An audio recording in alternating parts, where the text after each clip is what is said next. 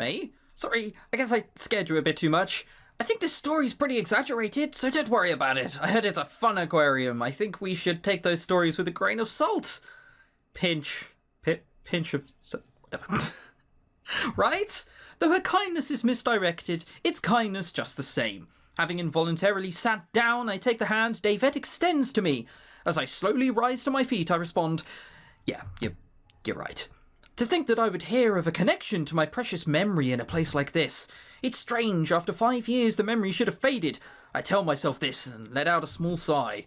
It's a life-defining change. Why would you have forgot? Whatever. David is actually showing concern, so I sit down on a bench in the rest area next to the souvenir shop. David brings me a can of cocoa. A can of cocoa? Fuck me, Japan. I've never actually wanted something which is in your country. That sounds awesome. I want one of those. As I'm drinking it, you buzz our tickets. With her doing all of this, I have to go with her. Are you okay, miss? Unfamiliar man. The fact that I'm thinking thoughts like this canned cocoa is a little weak is proof that I'm cooling down. Of course it is, you bought it probably from a vending machine. As I'm starting to feel better, a male voice calls out to me. Is he a hot, sexy 20-something?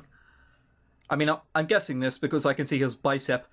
While holding my half-finished cocoa, I turn in the direction the voice came from. Rather than the boy's voice I expect, it belongs to an adult, so I respond timidly. I'm okay, so no need to be so vigilant. He has grey hair because Japan and games, I guess. What's with this music? What's the sudden shift in tone? We were serious a second ago. He's wearing a grey knit cap and a brown running shirt. It's a vest, really, isn't it? He's tall even for a guy, so I have to look up at him. His build is... This background music. His build is almost all muscle, and my shoulders shudder a bit in surprise. He appears well over the age of 20, so I can't think of a reason he would want to talk to us. Because he's an employee. Okay, he's not an employee, not with those rings. Whether he realises I'm looking up at him or not, he plunks down right next to me. Even after he sits down, we aren't sitting at the same height, pretending to fix my posture. I move away from him a little. Are you not feeling well? Why would I lie? I'm not. I say, as if he had flushed it out of me. Actually, it was less my physical condition and more what was on my mind. But I was hesitant to explain that to a stranger from the get-go. Guess not. Your face looks really upset. You're right. Can you get back home? Need me to take you to the station? The smile he gives me baffles me. The reason was because that smile seemed unnatural. I definitely had no recollection of him, and I've never had this much contact with a man who is not a relative. What about a teacher? If we're being pedantic here. No need to worry. I work part-time in this building, so I'm familiar with Manten. Hey, what are you doing? David? I gasp and look up. David is there, carrying 2 tickets and some pamphlets. With her hands on her hips. No, they're not. And her cheeks puffed out. David glares at the man with narrowed eyes. I think the only ones allowed to hit on junior high schoolers would be high schoolers. He's fucking asking how we're doing. Like... No, I'm not trying to hit on anyone. This girl looked unwell is all. May, what happened? I think it was what you'd call hitting on someone. Was it hitting on... No! Of course it wasn't! He was actually trying to be nice. Why do I not have an option to be like, hey, you know, this guy, he was actually, like, asking, are you okay? Do you want, like, to me to walk you to the station? And the options are, well, yeah, he was hitting on me. Wink, wink, nudge, nudge. Was it hitting on someone or just go silent? None of these things are good. That one, that's like the most... I'm making a statement out of it. Nothing presumptuous can be made. I turn to the man and tilt my head. Since David has come, I've relaxed a bit and can look him in the eyes. You're asking me that? So that was what you were doing. David says that in an exasperated, again with exasperated, holy shit, voice in my place. She says, you're the worst, and grabs my arm, pulling me to her side. The man rests his elbows on his knees and shrugs. He punctuates the shrug with a sigh. May, let's go. And hey, mister? David mutters, facing the man's chest on hearing her saying mister, and giving me a puzzled look. The man shows us the plastic name tag hanging from his neck. I must have forgotten to take this off. David, speaking of which, he did say he works part-time in this building. Ah, then is that his entry card or something? He slaps his knees and rises to his feet. He probably played some kind of sport or something, because the movement he stands looks so effort. You don't get out much, do you, May? I can't say I've ever admired that in a person. Oh my god. Oh no, Kenji. They said the word Kenji. Oh, infamous in Inviens. Alright, sure. We'll give you the benefit of the doubt because you're called Kenji and just call you that, alright? I'm Hiyoshi Kenji. I work part-time at the shop downstairs. With this entry card, I can get into the Mantem Aquarium at a discount. Is it a company employee discount? Something like that. I'm not exactly a company employee, but I get in half off anyway, so I come here often. Why? Whatever. Really? That's quite unexpected for you, mister. When you become older, you'll crave these soothing experiences as well. Older? You're like fucking 22! People like that really annoy me. I was once given life advice when I was 17 by someone who was 19. It's like, really? And I'm not old enough to be a mister. Now he says it. Compared to us, you're definitely old enough to be a mister. No, I'll call him whatever you want. I'm not fucking calling him San as well. No, not happening. He or she, end of name, grimaces angrily, then sniffs in a self-deprecating manner. He appears to be a little older than a college student, so calling him old enough to be a mister is probably rude, but David only said the impression he gave was pretty close. With the aquarium as a shared point of interest, David's attitude towards he or she softens. Why do you only call he or she that and not David? I don't understand how these suffixes work. As proof, David talks with he or she about the shops in this building. I don't really know a lot about brands, so I sip my remaining cocoa and listen from the outside. My iced cocoa has become lukewarm cocoa. I so changed my mind about wanting one of those. Oh no! Oh, that sounds horrible. Why? Iced coke. Oh no. Oh god. What is wrong with you people? Also, apparently, yeah, I work here. I work in clothing things. I now love you. Let's talk. Jesus. Well, mister, are you also well versed in urban legends? On hearing David's question, my head pops in surprise. The corners of he or she's mouth lift in a grin. That's rather unexpected for you as well, so you're interested in such things. In such things? They're urban legends! We're not joining a fucking cult! Of course I am. You're only young once. You're only young once. You're in secondary school, for fuck's sake. So you have to satisfy your curiosity. We're looking into the closed-down deep-sea fish booth. There's a rumour that it's open on the day of the full moon. Do you know anything about it? He or she places his hand on his chin and looks down, grunting loudly. He glances at me, looks over at the entrance, and finally turns to David and opens his mouth. I think you need to give up on that one thing. Naturally, since I'm a regular here, I often hear rumours like there are spirits floating around in the tanks, or every time a person dies, the jellyfish tank increases by 1 or so on. What a shit rumour! They don't even come back as boars or wolves or even sharks. Nothing. It's like, ooh, when someone dies, there's an extra jellyfish. No one's scared of jellyfish. David, the story you mentioned shouldn't be anything more than one of those rumours, but stop dancing around it, just tell me. Previously, I knew someone who went looking into this just as you girls are doing now, David. He went missing soon after. Missing? Without thinking about it, I join their conversation. If someone has gone missing here at Mantem Aquarium, it holds significance for me as well. Honestly, I'm just gonna forget that May is in any way involved. It seems like a ridiculous reason to make yourself more invested in this story. Something vague happened with me once. Oh my god. I'm now so interested. No, that's ridiculous. Is that for real? I glance back in surprise. David is still looking at him with doubt in her eyes. He or she listens to what David said and with a playful smile responds, just kidding, it's a lie. I wonder if it is a lie. Because of the words he muttered, my curiosity had been piqued. This is how formal thoughts work. You actually think like this. In your head, you say stuff like, my curiosity has been piqued. It's not unnatural at all. I couldn't imagine the tense face he made as he told the story of an acquaintance who went missing being faked. That's right. But if that's the case, then this really might interest you, May. I've thought from the beginning that it would be better to just give up. No way, I already bought the tickets anyway. Davette's face shows that she's enjoying herself to the end, and she takes my arm to gently pull me closer to her. This was the signal that she was ready to go, and in my mind I prayed that nothing would happen. Well then, wanna walk around with me? No way, I think we'll pass. That's fine. Well, the chemistry here, I mean, to put it bluntly, is 0%. Like, there's nothing in this world. He is there to be a sexy male hunk. I don't think he adds anything. I think we'll pass. It's fine, don't worry about it. I have the day off anyway. Besides, I think you'd be better off having someone as knowledgeable about this place as I am. Mister, that's not a good look. May said she's got no interest in you. Davette's late response seems to pierce right through Hiyoshi. Davette, it's not that I'm not interested, but it's not that I am either. Mate, don't say any more than you already have. This is fucking lit. Let's get to the interesting bit. A bitter grin spreading across his face, Hiyoshi waves to us.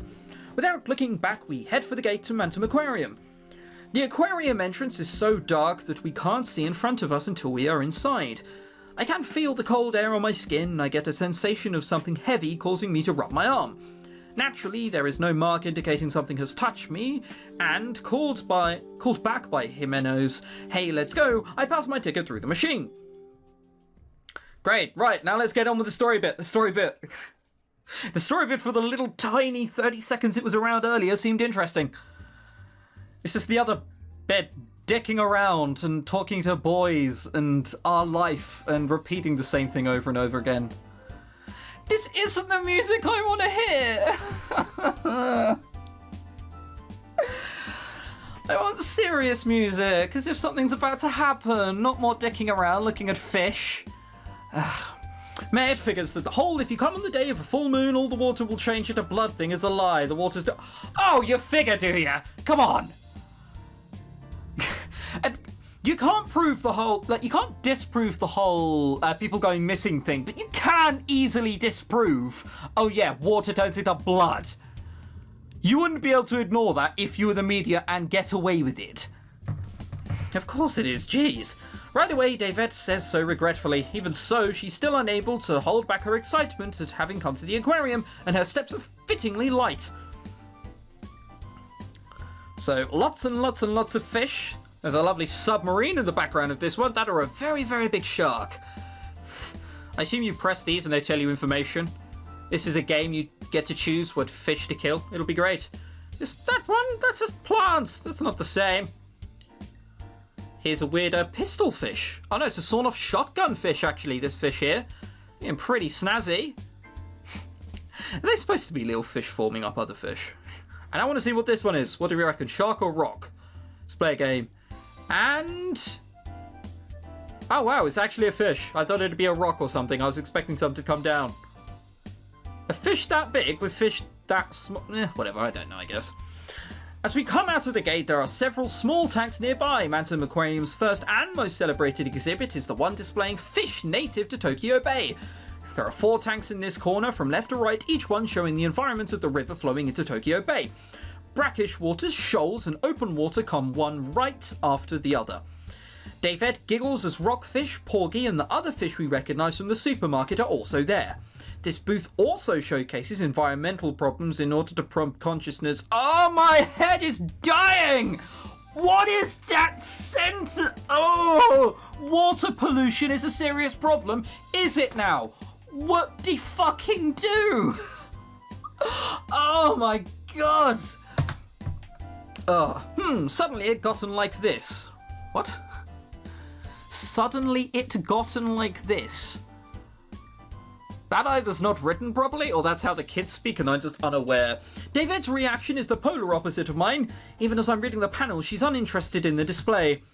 Just like that, I read every last panel. Davette has long since stopped watching me, crossing her arms and puffing out her cheeks. Thanks for waiting, Davette. Geez, you're too serious, May. If you act like that the whole time, the day will be over. They'll close. It'll be fine. This area isn't that big, and it's not like I'm going to read everything.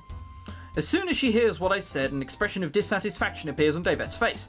Well, let's head to the next area then. Next is the tunnel tank.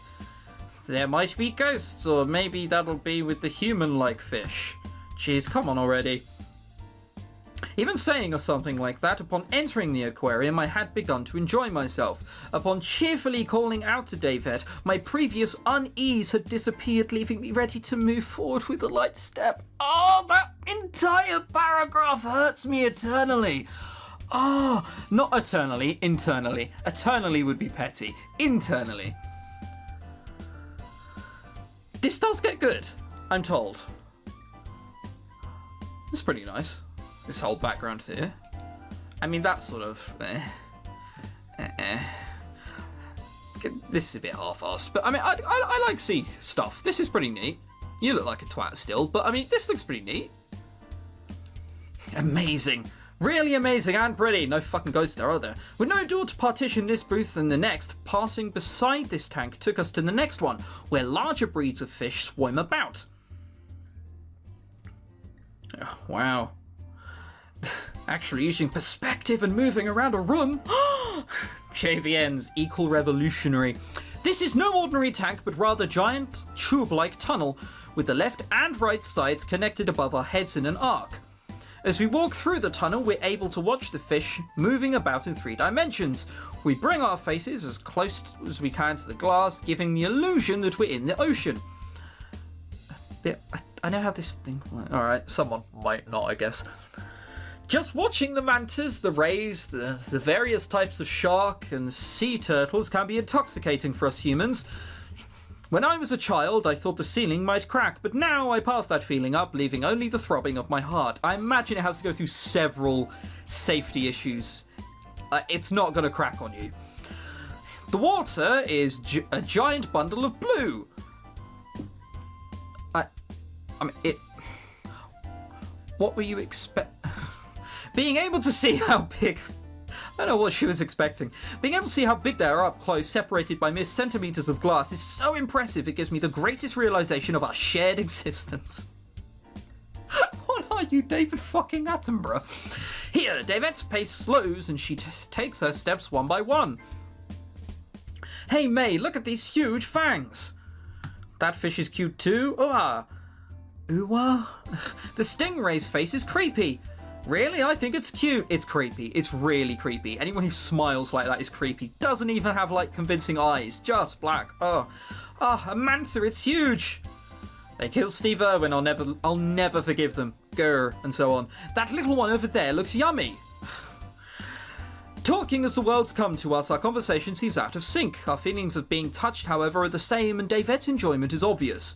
Being surrounded by the water and the fish as we are, we feel as though we're freed from any sense of time. Oh my god, this game has told me how we both feel over and over and over and over. Just write it.